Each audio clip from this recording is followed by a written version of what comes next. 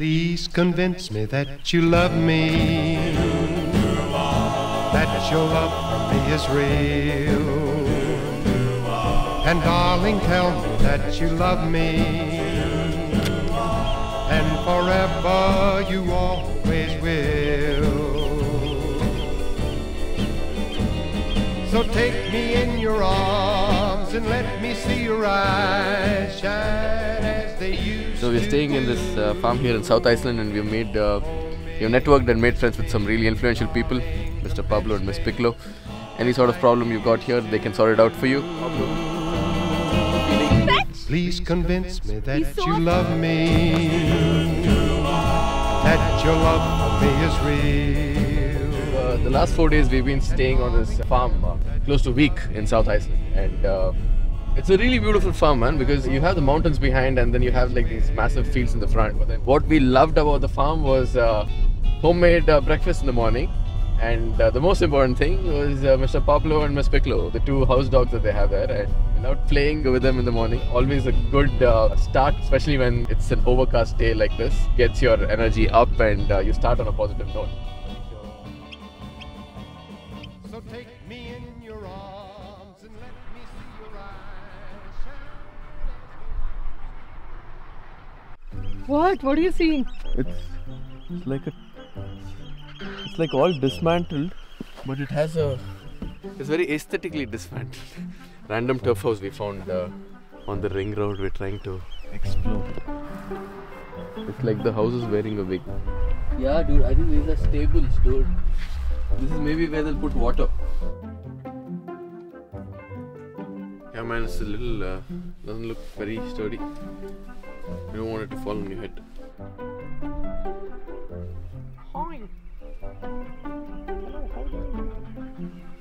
Who are you saying hi to? They're staring at me.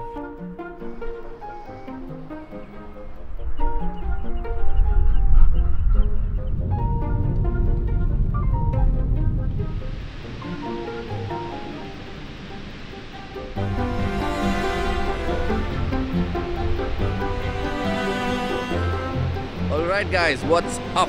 Welcome to another episode from our Icelandic adventure. Hopefully all of you are doing fine and great health and having an amazing weekend. We have begun our day on a beautiful note because the sun's shining and the sky is clear and blue. And we hope that the weather remains this way for the rest of the day because you never know what happens in Iceland. We are starting at a very, very famous waterfall here, Skogafoss, which everyone who comes to Iceland visits. It's one of the spots that you must hit if you're doing the ring road circuit. But what we want to do today is actually explore the river of Skogar and kind of trace this waterfall backwards, because what we have heard is that the Skogafoss is the last waterfall on the river Skogar, and behind the Skogafoss are these 30 odd tiny, maybe as beautiful waterfalls as the Skogafoss itself is. So we are going to be hunting or chasing waterfalls, as cliche as it may sound, and hopefully we get to explore all the the life this river supports while we are doing that. But before we get to that, we want to go and explore this tiny village that we found around here. So hop on with us, and hopefully you'll enjoy the curious wandering as much as we'll enjoy today. So let's go.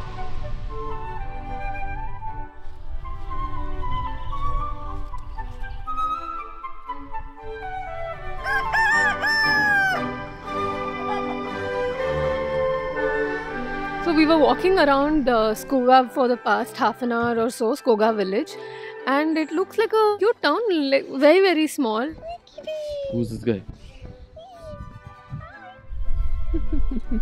So we decided to come to the Skogar museum because our Airbnb host recommended it. Iceland used to have a lot of turf houses and we've not seen even one, having been here for quite some time now. So we thought we'll go check it out, and we met a little feline friend.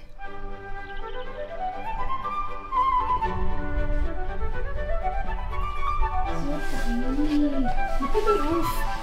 Like I don't even need to stretch my hand fully. Absolutely tiny piano. Look at it.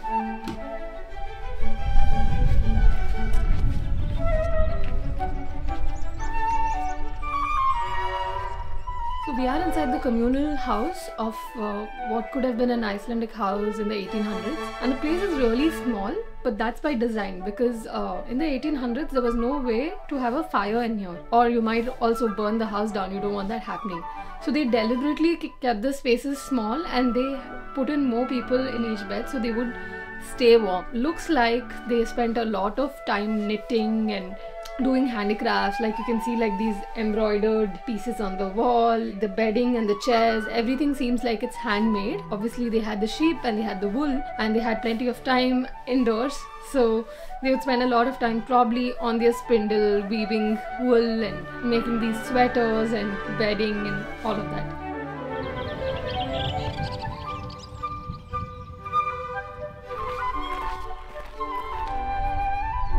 So we finally made it to the inside of an Icelandic church, and it's a very small, intimate space. It's so tiny you could maybe fit about 40 to 50 people here, but it feels cozy. It looks like so many things here are made by the people who visit this church. Like they have these embroidered things on the wall, they have a engraved version of the Last Supper, and like it feels personal. These are the kind of museums I like seeing, you know. It shows how like real people, like regular people live. Like not the famous people, not like the kings and queens and aristocracy. It's just like, this is how people live.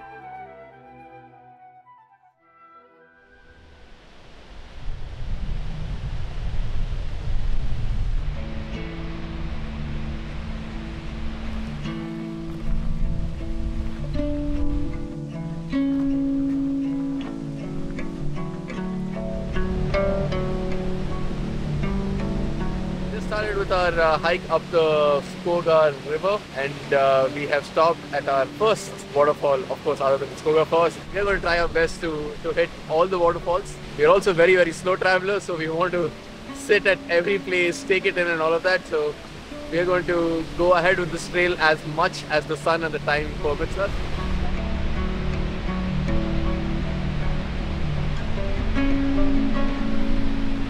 Keep seeing.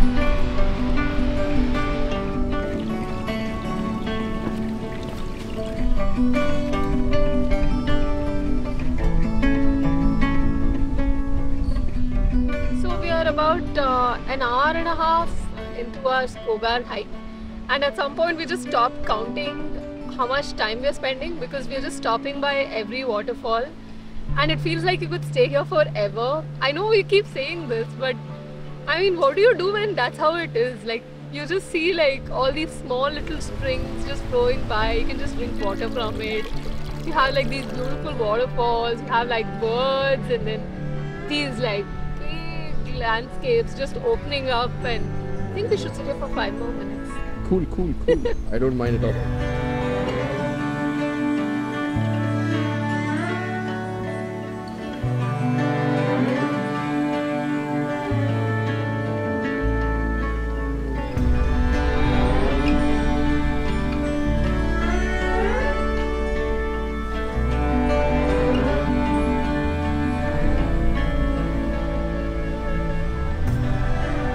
We kind of hit a big roadblock right now. I think we kind of broke our camera lens. We're somehow making it work with some sort of a plaster and sellotape approach. And the other issue is that we kind of hit this part of the trail which is pretty beat up, right? And it's very rugged. I think on a normal day we would be able to do it, but then knowing that our camera is in a bad state, and if you were doing it without, you know, filming, maybe you could have gone ahead, but then it is what it is, and reluctantly and sadly I'd have to say that we will have to return back. So we were super disappointed that we couldn't complete the whole trail. But then while we were heading back, somebody told us that there is this other waterfall, kind of maybe like a 1 kilometer hike from Skogafoss, which is as beautiful as Skogafoss itself. If not better. If not better. So we are thinking of going and doing that and maybe catch the sunset there. So let's see how that works and what kind of consolation prize Iceland gives us.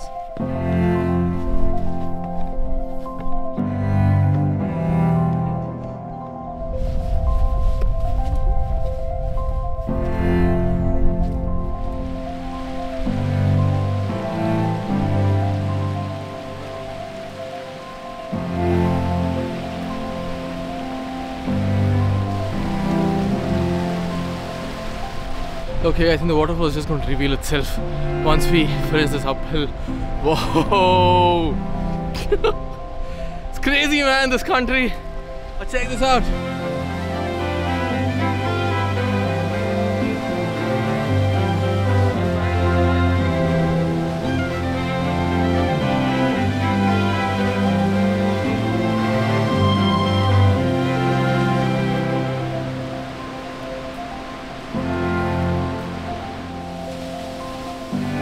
God bless the person who asked us to come here.